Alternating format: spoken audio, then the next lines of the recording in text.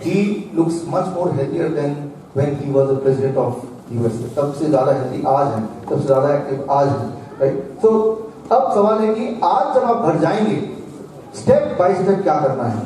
Once you go home today, पहला step क्या होगा, दूसरा स्टेप क्या होगा, तीसरा स्टेप क्या है? ये पार्ट को ध्यान से समझिए आप।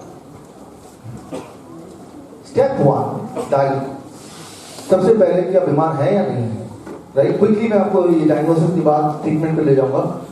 डायग्नोसिस में कुछ टेस्ट है, कौन से टेस्ट कराने हैं और कौन से नहीं कराने हैं, ये देख लीजिए। ये जो मैं बता रहा हूं कहीं आप भूल ना जाए तो मैं अपने YouTube चैनल में डाल दूंगा और कुछ दिन बाद YouTube चैनल में अपलोड होगा आपको, राइट? तो चिंता मत कीजिए कि भूल गया तो क्या होगा। कुछ टेस्ट हैं जो ठीक टेस्ट हैं जो कराने चाहिए, जैसे पोस्ट स्टैंडर्ड ब्लड शुगर। खाना खाने 2 घंटे बाद आपका ब्लड शुगर कितना रहता है वो इंपॉर्टेंट है। Fasting blood sugar is not that important, not as important. तो उसको छोड़ ही दीजिए, कंफ्यूज होंगे, उसका कारण क्या मैं आगे भी बताऊंगा। लेकिन पोस्ट स्टैंडर्ड ब्लड शुगर, खाना खाया खूब सारा पेट भर के, दिल भर के, और उसके 2 घंटा वेट किया और तब ब्लड शुगर चेक किया, व्हाट इज दैट? ये पहला टेस्ट। दूसरा ब्लड प्रेशर है, वो भी एक ठीक टेस्ट है जो आप करा सकते हैं, कराना चाहिए। HbA1c, haemoglobin A1c। ये टेस्ट डायबिटीज के डायग्नोसिस के लिए ठीक नहीं है, लेकिन डायबिटीज में आपकी इंप्रूवमेंट कितना है वो देखने के लिए ठीक है। फॉर एग्जाम्पल इस टेस्ट में अगर फिगर आता 8% आता है तो डॉक्टर बोलेगा डायबिटिक पेशेंट है। लेकिन 8 का मतलब ये है कि अगले 3 महीने बाद मैं दोबारा टेस्ट करूंगा, अगर 8 से 7 हो गया तो मैं पहले से बेटर हो गया।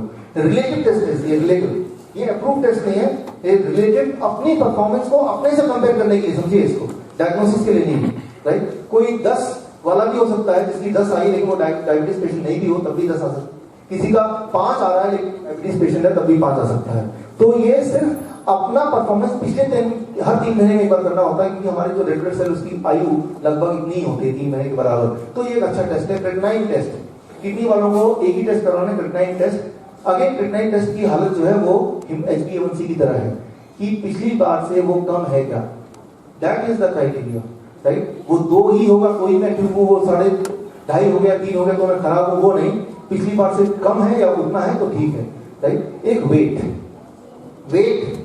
में जो लोग मोटे हैं, राइट, इस मोटे पे आऊंगा मैं, राइट? नॉर्मली ऐसा मास जब आप चलते हैं वो हिल रहा हो तो वो मोटा है, अलग से चलने के बाद रुक गए तब भी वो थोड़ा टाइम लगा रहा रुकने में, तो मतलब आप मोटे हैं, राइट? तो मोटे का डेफिनेशन यही है। याद रखिए कि कोई इंसान 150 kg का भी हो सकता है लेकिन वो मोटा नहीं है, जैसे पहलवान होता है ना, मसल्स है बॉडी में, राइट? कोई इंसान 50 kg का हो सकता है, मोटा है, उसकी टोन निकली हुई है, राइट? तो मोटे का डेफिनेशन है कि कितना एक्स्ट्रा फैट है जिसको बॉडी को जरूरत नहीं है। तो जो डाइट मैंने आपको बताया वो डाइट एक्स्ट्रा फैट को किल करता है, राइट? तो मोटे पतले का नहीं है, लेकिन उसका वो नॉर्मली होता है वेस्ट मेजर करो, वेट नहीं वेस्ट मेजर करो। तो आप देखेंगे वेरी ऑन दैट डाइट जो मैं आपको बताने वाला हूँ ठीक से अभी, तो वेट घटेगा और वेट से ज्यादा आपका वेस्ट लाइन घटेगा, राइट? एक्सेस फैट घटेगा। ये तो हो गया sure test, you must surely do this test. Then there is another kind of test called sink test. Zinc test का मतलब ये यूनिवर्सली है, पूरी दुनिया में डॉक्टरों के बीच में कोडिंग है सिंक टेस्ट। कहीं किसी भी देश में, मैं तो हैरान हूं, किसी भी देश जाता हूं, मैं मलेशिया जाता हूं, सिंगापुर जाता हूं, वियतनाम जाता हूं, या अबू धाबी या कुवैत, वहां पे सिंक टेस्ट के नाम से मशहूर है कि डॉक्टर पहले पैथोलॉजी लॉ को बोलते हैं कि सिंक टेस्ट, यानी वो ब्लड लेना है, सिंक में डाल देना है और पेशेंट का रिपोर्ट नॉर्मल लिख के दे देना है, राइट? तो that is called sink test, right? So मतलब ये टेस्ट का कोई भी मतलब नहीं है। क्यों मतलब नहीं है, इसके पीछे का लॉजिक कैसे समझिए। For example potassium test, potassium कितना होना चाहिए? 4.1 से लेके 5.3 के बीच होना चाहिए, फॉर एग्जाम्पल मिलीमोल पर लीटर होना चाहिए। एक इंपॉर्टेंट बात याद रखिए, पोटेशियम कितना है वो इंपॉर्टेंट, ब्लड में कितना potassium that is not important, cells के अंदर कितना पोटेशियम है दैट इज इंपॉर्टेंट, क्योंकि पोटेशियम सेल्स के अंदर जाके, मिनरल सेल्स के अंदर जाके तब काम करते हैं। लेकिन ये ब्लड टेस्ट में हम ये नहीं देख पाते हैं कि सेल्स के अंदर कितना पोटेशियम है, हम सिर्फ ये देख पाते हैं कि ब्लड में कितना पोटेशियम है। फॉर एग्जाम्पल मान लीजिए कोई रिपोर्टर बाहर आता है, हमारे इस हॉल के बिल्कुल बाहर, और बाहर क्या खाली भरा इस वक्त, खाली है, तो बोलेगा यहाँ तो कोई लोग ही नहीं है, राइट? तो वो बाहर देख रहा है, अंदर नहीं देख रहा है।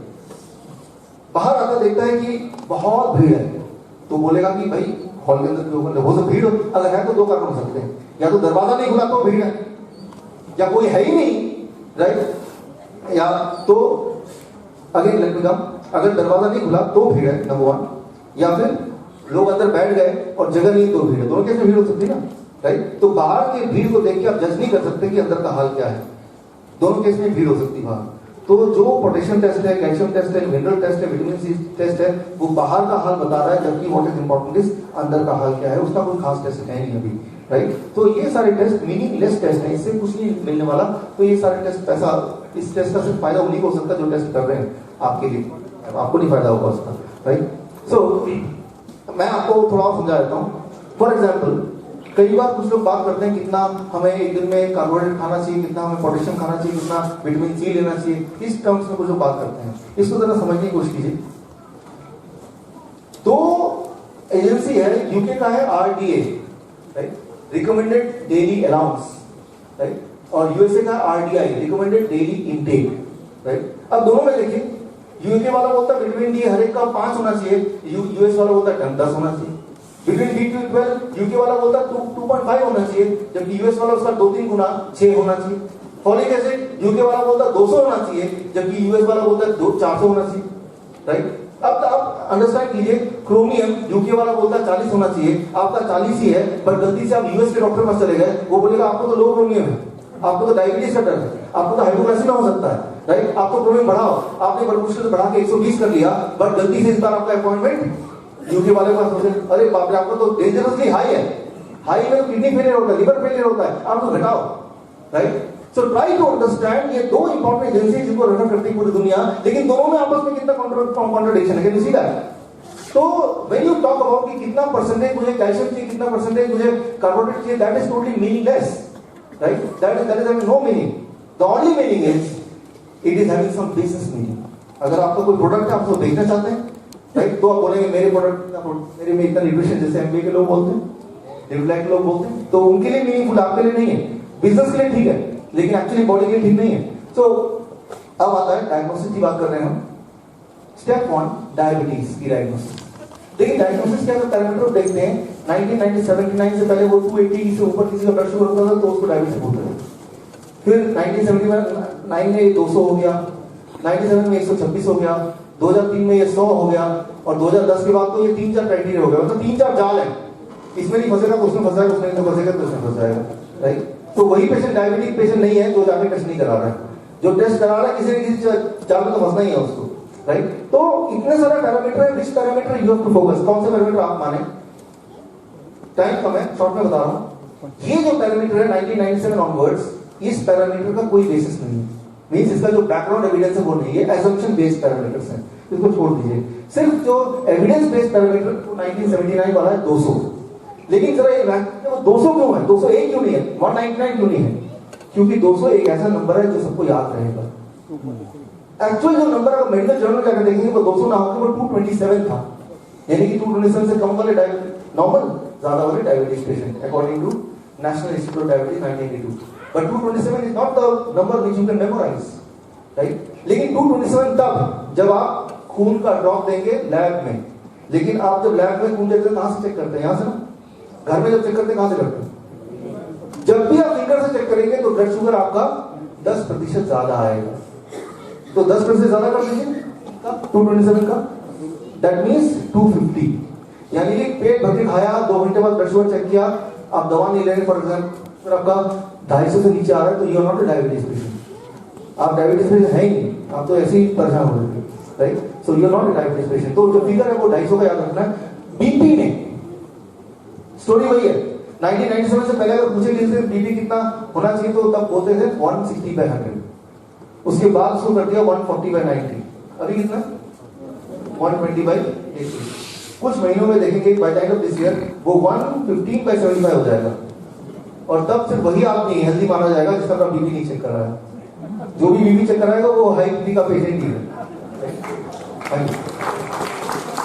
बल्कि चल आप अपने डॉक्टर को बताएंगे उनको 2 टर्म, हाइपर, प्री हाइपरटेंशन, या तो बीपी के मरीज है या होने वाले हैं, डायबिटीज या प्री डायबिटीज, या तो डायबिटीज का पेशेंट है या होने वाला है। मेडिकल इंडस्ट्री के हिसाब से कोई इंसान हेल्दी है ही नहीं, या तो वो बीमार है या बीमार होने वाला है। बीमार है तो दवाई लो, अच्छा बीमार नहीं होने वाले तो भी दवाई लो पहले ही, right. So medical industry assumes that no human can be healthy, either you are ill already or you are going to be ill। अच्छा, इन सब में कौन सा वाले को आपको मानना है 160/100? अच्छा क्यों मानना है? एक लाइन में एक ऑर्गेनाइजेशन है, उसका नाम लिख लीजिए, आप लीजिए कॉकरेन, COCHRAN, कॉकरेन, COCHRAN। कॉकरेन एक ऐसी संस्था है जिसकी ब्रांचेस 130 देशों में है। वो मेडिकल इंडस्ट्री यानी कि ड्रग इंडस्ट्री से स्पॉन्सरशिप नहीं लेती है, वो सिर्फ गवर्नमेंट से स्पॉन्सरशिप लेती है। भारत की सरकार भी स्पॉन्सर करती है, तो वो राइट आर्म दे देती है, राइट। तो आप कॉकरेन में जाएंगे वेबसाइट में, तो वो कॉकरेन की वेबसाइट इंडियंस इजीली एक्सेस कर सकती है, बिकॉज इंडियन गवर्नमेंट उसको पे करती है। COCHRAN, कॉकरेन, कॉकरेन collaboration, right. तो कुछ भी डाउट होता है कितना स्टैंडर्ड होना चाहिए, आप सीधे कॉकरेन में जाइए, तो that is evidence based, unbiased, without the influence of drug industry, right. So that says 160/100, यानी कि अगर 160/100 से नीचे आपका ब्लड शुगर ऑलरेडी है, लेट्स से 150/90 है, तो आपको दवा नहीं लेनी है, दवा लेने से नुकसान हो जाएगा। और अगर 160/100 से ऊपर है, तो दवा से कोई फायदा होने भी नहीं वाला है, right. Thank you. That means कि दवा आपको लेनी नहीं, बट ब्लड प्रेशर को ऊपर रखना है। कैसे लो रखना है, I am coming with in next 2 minutes. So step 1 is diagnostic test, step 2 treatment. Treatment क्या करना है, ब्लड प्रेशर हाई है, ब्लड शुगर हाई, अब करना क्या है? इसमें क्या, डायबिटीज है, ब्लड प्रेशर है, कोलेस्ट्रॉल है, न्यूट्रिशन सप्लीमेंट है, रिवाइटल, ये सब चीजें हैं, तो पहले तो इन सबको उसी वक्त बंद कीजिए, स्टॉप दैट। अरे कुछ हो गया तो कुछ नहीं होगा, लेकिन कोई हो गया तो आप जिम्मेदार होंगे, कोई ऐसा पूछ सकता है, राइट। अच्छा, आप डॉक्टर से पूछिए, डॉक्टर साहब ये सारी दवाएं, मैं कल गया था सेमिनार में, बोला कि सारी दवाएं बंद कर दो और ये सब कुछ खा लो। डॉक्टर पहले ही बोलेगा कुछ हो गया तो मैं रिस्पॉन्सिबल नहीं हूं। अब उनसे पूछिए, ठीक है डॉक्टर साहब मैं दवा खाता रहता हूँ, अब हुआ तो क्या आप रिस्पॉन्सिबल होंगे? जवाब अब तो मैं बिल्कुल नहीं होऊंगा। तो ट्राई टू अंडरस्टैंड, डॉक्टर किसी भी केस की कीमत केसेस में रिस्पॉन्सिबल है ही नहीं, राइट। रिस्पॉन्सिबिलिटी सिर्फ एक ही इंसान की है, वो है आपकी। You are one who is responsible if it is so. तो आपको वही करना जो एविडेंस कहती है, जो साइंस कहती है, ना कि जो इंडस्ट्री कहती है। What the medical science says, we have to do that. Stop this medicine, right. ये उसी दिन स्टॉप कीजिए, बट इसकी जगह मेडिसिन आप लेंगे, बट फूड एज मेडिसिन। दवा लेंगे आप, लेकिन खाना इस तरह से लेंगे कि वो मेडिसिन का काम करे विदाउट साइड इफेक्ट। तो दवा छोड़ा नहीं आपने, बट उसको रिप्लेस कर दिया, उसको डिफरेंट कर दिया, that's all you did. But वो साइंटिफिकली करना है। कैसे करना? स्टेप 2, इसे कहते हैं DIP diet, discipline and intelligent peoples diet. Breakfast आपको क्या करना है, 12 बजे तक, 12 बजे तक जो भी कुछ आप खाएंगे वो सिर्फ fruits, 4 different kind of fruits. 4 मैं क्यों बोल रहा हूँ, अलग अलग रंग के फलों में अलग अलग डिफरेंट वैरायटी ऑफ विटामिन होते हैं। तो 4 तरह के फ्रूट्स आप ले लिए तो लगभग सारे विटामिन ऑटोमेटिकली आ गए। 4 डिफरेंट काइंड ऑफ फ्रूट्स, कितना? इंटू 10, वेट इंटू 10, 70 kg का आदमी कितना हो गया?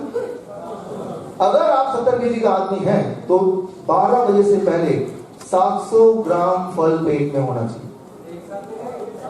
आपकी मर्जी है, इंस्टॉलमेंट लेने इंस्टॉलमेंट लीजिए, एक साथ लेने एक साथ लीजिए, आपकी मर्जी है। 12 बजे, और ज्यादा भूख लगेगी तो डबल भी ले सकते हैं, 4 गुना भी ले सकते हैं, लेकिन मिनिमम डोज बता दो, मैक्सिमम कोई लिमिट नहीं है।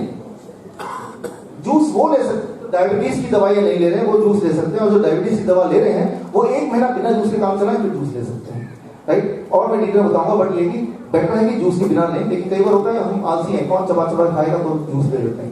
जूस जब लें तो सिप करके लें, जैसे होता है शराब जो पीता शराबी, ऐसे पिए तब जूस पी सकते हैं, राइट। देखा कभी? सो दैट इज स्टेप, ये पहला ब्रेकफास्ट 12 बजे तक। कुछ और नहीं लेना है, ना दूध, ना दही, ना रोटी, ना सब्जी, ना पराठे, फ्रूट ब्रेकफास्ट, राइट।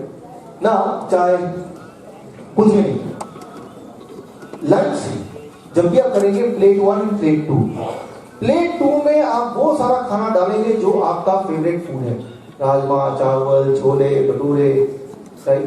तो जो भी आपको उल्टा सीधा पसंद है, पूरी सब्जी पराठे, सब डाल दीजिए प्लेट 2 में। प्लेट 1 उससे पहले 4 तरह के वेजिटेबल इंटू 5। अगर 70 kg का आपने कितना, 350 ग्राम वो मेडिसिन है, आपको पहले वो दवाई खाना है, उसके बाद जो भी प्लेट 2 में है आपका पसंद का वो खाना है। कुछ लोग स्माइल कर रहे हैं कि भाई पहला वाला खाली, दूसरे की जगह कहां बचेगी फिर? यही तो मैं चाहता हूं, दूसरा खाना मैं सीधा बोल नहीं पा रहा हूं, एक्चुअली जगह बचेगी। आप हैरान होंगे, पहले दिन जब ऐसा करेंगे तो आपकी जगह एक्चुअली नहीं बचेगी, बट 7वें 8वें दिन आपकी भूख उल्टा और बढ़ जाएगी। अभी अगर रोज 4 रोटी खाते हैं आप लंच में, प्लेट 1 खाने के बाद भी आप 4 रोटी ही खा पाएंगे, राइट? तो आपकी भूख घटेगी नहीं, बढ़ेगी। वो फैट बर्निंग फूड है ये जो प्लेट 1 है। कोई बोलता है कि पहले ऐसे करूं कि प्लेट 2 पहले खा लूंगा फिर प्लेट 1 खा लेता हूं, रिजल्ट भी उल्टा होगा। फिर आपको डॉक्टर बताता है कौन सी दवाई पहले खानी, कौन सी बाद में खानी है। तो ये दवा है ना, ये कोई फूड तो है नहीं, इसको पहले ही खाना है, तो ये काम करेगा the way you want it to work. क्या नहीं खाना है? Pack food, refined food, dairy product, nutrition supplement, coffee, tea. अगर चाय कॉफी पीना ही है तो 2 तरीके हैं, 12 बजे के बाद पी। दूसरा तरीका हुंजा टी। हुंजा टी आप जब यहां से जाएंगे तो मेरे हुंजा टी का बंदोबस्त किया है खंडेलवाल जी ने, सब किया हाँ। तो हुंजा टी ले आप पी के जा सकते हैं। हुंजा टी बनाने की जो विधि है, अगर आप चाहते हैं तो आप ईमेल आईडी दे दीजिए, मैं उसका रेसिपी आपको दे दूंगा। घर पे बनता है, 3-4 मिनट में बनता है। और अच्छा हाँ है ना, ठीक है। जाते समय आप पीते हुए जाइएगा। तो आप हुंजा टी पीने की आदत बनाइए। नेवर ईट आफ्टर 8 PM। 8 बजे से पहले आपका बॉडी डाइजेस्टिव मोड में होगा। 8 बजे के बाद आपका बॉडी रिपेयर मोड में होगा। जब बॉडी रिपेयरिंग कर रही है आपके डैमेज का, तब आप बॉडी को बोलो रिपेयरिंग छोड़ो, पहले मैंने जो खाना खाया वो काम पूरा करो, तो आप बीमारी से ठीक नहीं हो सकते, right? So this is simple. And finally step 3 assessment, कि ये तो कर लिया, ठीक है भी कि नहीं। ये बड़ा इंपॉर्टेंट स्टेप है। जो लोग डायबिटीज के पेशेंट हैं और जो टाइप 2 डायबिटीज के पेशेंट हैं, नॉन इंसुलिन डिपेंडेंट है। इंसुलिन डिपेंडेंट वालों को मैं बताऊंगा 1 मिनट बाद। जो बिना इंसुलिन वाले हैं वो रोज लंच के बाद या ब्रेकफास्ट के बाद या डिनर के 2 घंटे बाद, डिनर के 2 घंटे बाद ठीक रहेगा, खाना खाने के 2 घंटे बाद आप ब्लड शुगर चेक कीजिए। अगर वो बिना दवाई के और इस खाने में 250 से नीचे आ रहा है कंसिस्टेंटली 1 घंटे तक, जो कि आएगा मोस्ट ऑफ द टाइम, तो आप डायबिटीज के पेशेंट से बाहर निकल गए, राइट? और अगर नहीं आ रहा है इसका मतलब कुछ चीटिंग कर रहे होंगे, गड़बड़ कर रहे हैं। कुछ लोग होते खाते हुए इमेजिनेशन में, मैं डॉक्टर साहब जैसे बोला वैसे ही खाया, लेकिन वो ख्यालों में खाते हैं, असली में तो वही खाते हैं जो पहले खाते थे, राइट? तो ब्लड प्रेशर चेक करना है दिन में एक बार, एक टाइम निर्धारित कीजिए। 5 मैं ब्लड प्रेशर चेक करूंगा अगले हफ्ते तक जो ब्लड प्रेशर की गोलियों पे थे। और अगर ब्लड प्रेशर आपका 160/100 से नीचे आ रहा है, दिस मींस कि आपको चिंता करने की जरूरत नहीं है, that is an okay blood pressure. But क्या होगा, ये फूड थोड़े दिन में आपका ब्लड प्रेशर और करेगा और रिड्यूस करेगा, अल्टीमेटली 140 130 पे जाके जहां बॉडी को लगेगा कि इतना होना चाहिए। हर एक इंसान का बॉडी डिफरेंटली बना है, तो हर एक का ब्लड प्रेशर का जो कितना स्टैंडर्ड होना चाहिए वो डिफरेंट होगा, एक नहीं, हर एक का 120/80 नहीं हो सकता। फॉर एग्जाम्पल आप कार ड्राइव करते हैं, what is the safe driving speed बताइए, कितना सेफ? 60 है, अच्छा 40। अच्छा मैं ऐसा करता हूँ, आपकी गाड़ी में मेरी गाड़ी में मैं एक्जैक्टली 40 बना देता हूँ कि जब भी गाड़ी स्टार्ट होगी सीधे 40 में स्टार्ट होगी, ना तो कम ना ज्यादा। Easily safe driving speed. Similarly you can not fix a number कि 120/80, you can not. It depends on the circumstance, आपको बॉडी को कितना ब्लड प्रेशर चाहिए। अब यहाँ कोई कुत्ता आ जाएगा तो ब्लड प्रेशर ज्यादा चाहिए कि कमी चाहिए? ज्यादा चाहिए। 120/80 से ऊपर नहीं ले जाना, आप तो खड़े रह जाएंगे ना यहाँ पे। So try to understand blood pressure body का काम है रेगुलेट करना, वो आपका काम नहीं, लेट इट रेगुलेट, राइट?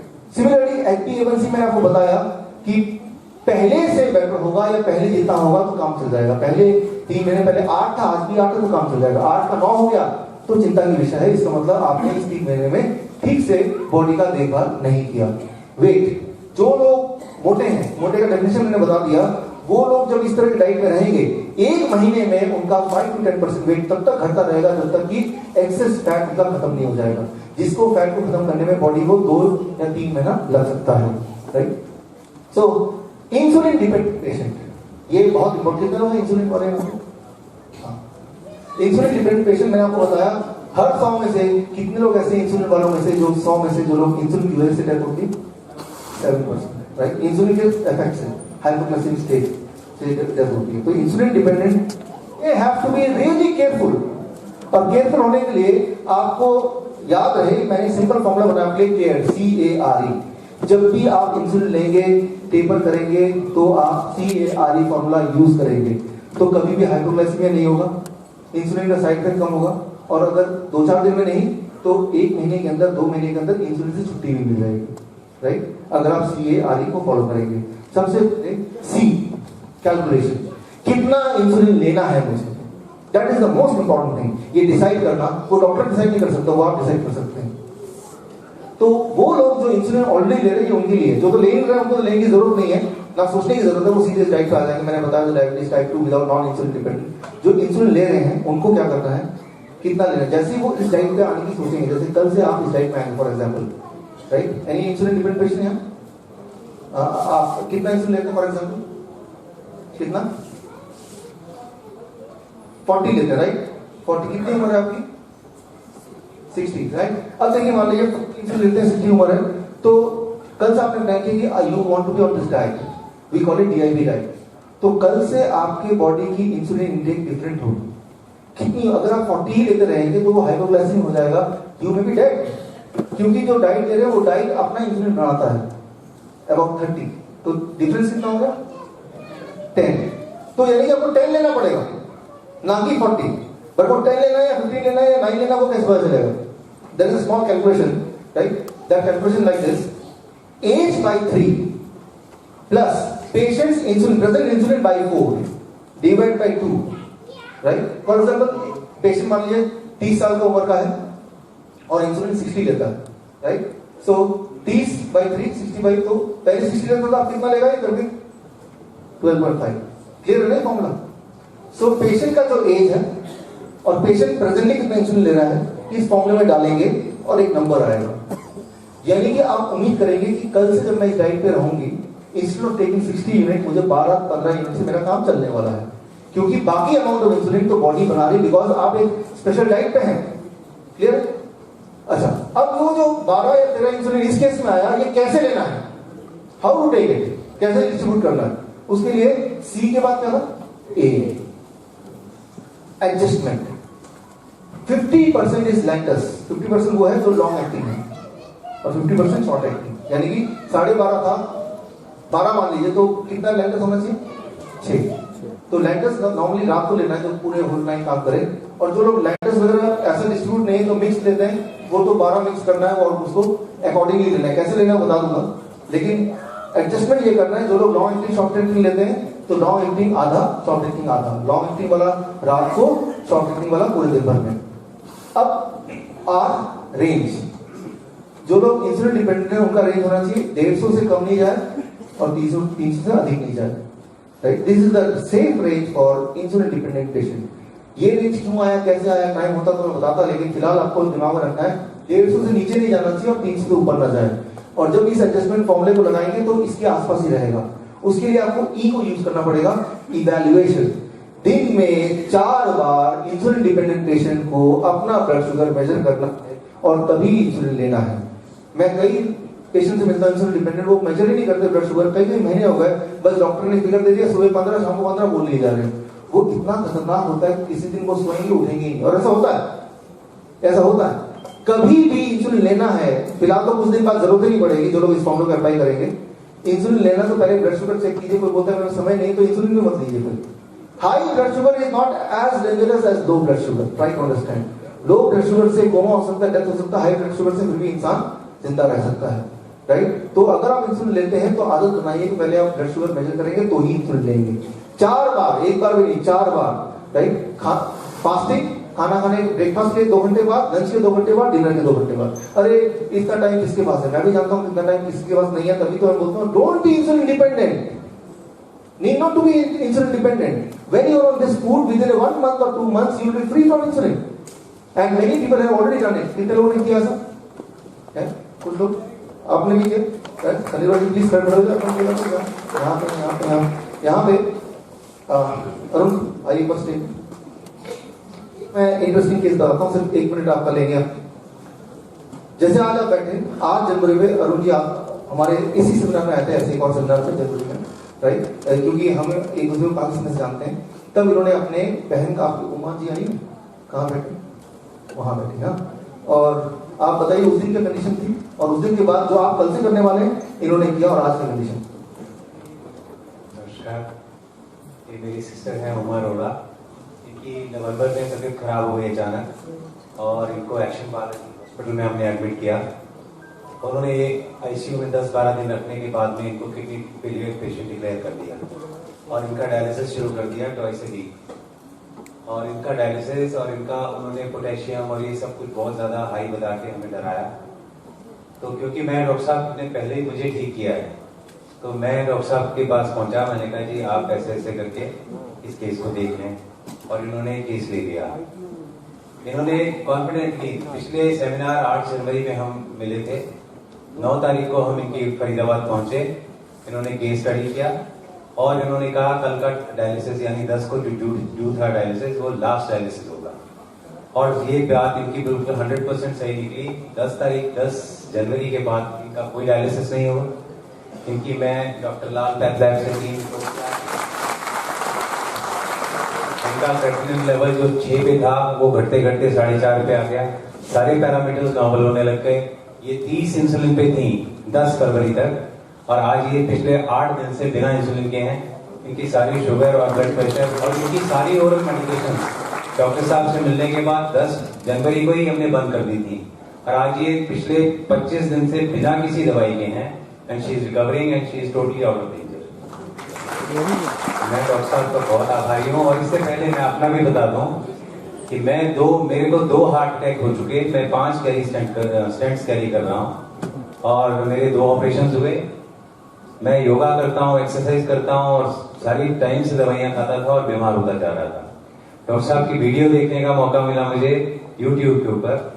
मैंने इनको देखने के बाद मैं अच्छे से समझा, और 8 जून 2015 को शुरू किया मैंने और मेरी मिसेज ने। मैं 16 साल से डायबिटिक भी था और 12 गोलियां रोज लेता था। 1 महीने में मेरी सारी दवाइयां बंद हो गई। उसके बाद से हम लोग रेगुलर इस डाइट को लेते हैं और इसके साथ सब कुछ करते हैं। हमने कुछ भी, हमारा लाइफस्टाइल ऐसा नहीं हुआ कि हम बिल्कुल खाली कंदमूल पे ही जिंदा है, लेकिन उसके बावजूद अब हमें कोई किसी तरीके की बीमारी नहीं। Thank you so much. So that is one example. लेकिन ऐसे देखिए, ये जो डाइट है ये कोई मेरा डाइट नहीं है, ये इंसानियत डाइट है। ये डाइट आप भी किसी को बताएंगे तो वो उतना ही रिकवर करेंगे जितना कि आप नहीं समझ के करेंगे। तो मैं यहाँ पे एक और हमारी एक्वेंटेंस हैं, संगीता जी, जरा 1 मिनट खड़े हो जाइए। ये सिर्फ 12-13 दिन पहले मैं इनको जाना, और इन्होंने आके बताया ये 25 साल से डायबिटिक है, 50 इंसुलिन ले रही थी उस दिन, और 10 साल से इंसुलिन पे है। मैंने डॉक्टर साहब की दी हुई सारी जानकारी इनके साथ शेयर की। इनका कॉन्फिडेंस लेवल बहुत हाई, बोले मुझे इंसुलिन छोड़ना है। आज 12-13 दिन के अंतराल के अंदर इनका इंसुलिन 6 यूनिट के ऊपर आ गया। सारी ओरल मेडिकेशन इंक्लूडिंग जो इनको क्या थायराइड मेडिकेशन, वो सारी भी बंद हो गई पहले दिन से, और ये बिल्कुल अच्छा महसूस कर रही हैं। और सिर्फ 6 इंसुलिन अभी इनका है, जो मेरे ख्याल से अगले 2-3-4 दिन में बंद हो जाए।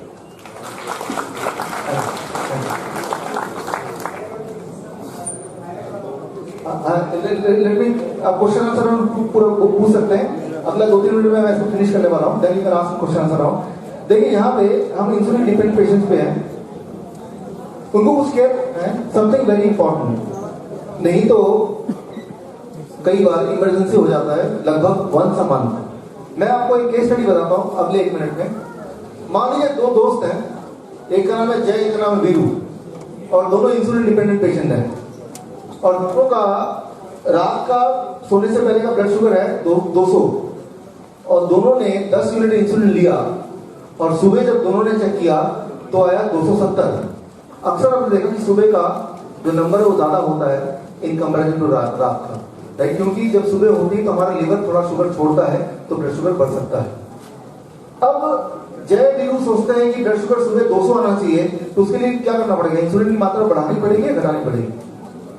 बढ़ानी पड़ेगी या घटानी पड़ेगी? बढ़ानी पड़ेगी, राइट? तो उन्होंने बढ़ा दिया, दोनों ने 5-5 यूनिट बढ़ा दिया, 15, 10 की 15 कर दिया। जब 15 किया तो हमने जब मेजर किया तो जय का तो 200 आ गया 270 से, लेकिन वीरू का 270 की 300 आ गया या 350 आ गया। जितना इंसुलिन बढ़ा रहे हैं उतना सुबह ब्लड शुगर ज्यादा आ रहा है। अगर ऐसा होता है, इसे कहते हैं सिमोगी इफेक्ट। मतलब इंसुलिन बढ़ा रहे हैं और ब्लड शुगर, ये कैसे होता है इसको मैं आपको समझाता हूँ। अब देखिए, ब्लड शुगर कुछ लोगों का इस बॉल की तरह काम करता है, जितनी तेजी से जितना डीप जाएगा उतना ही ऊपर आएगा, राइट? Ping pong ball. तो ब्लड शुगर भी जितना नीचे डिप करेगा आधी रात को, उतना ही ऊपर बाउंस करेगा, लाइक दिस बॉल, राइट? तो blood sugar is not predictable, it is not directly proportional to the amount of insulin you take. कई बार ये भी हो सकता है क्योंकि इंसुलिन ज्यादा ले रहे हैं इसलिए ब्लड शुगर ज्यादा। इसीलिए मैं बोलता हूँ कि जो इंसुलिन के पेशेंट्स हैं वो किसी न किसी के केयर में करें, डॉक्टर के नहीं, हमारे डायबिटीज एजुकेटर केयर में करें। जैसे अरुण जी एक डायबिटीज एजुकेटर हैं, राइट, तो फिर आपके लिए आसान हो जाएगा।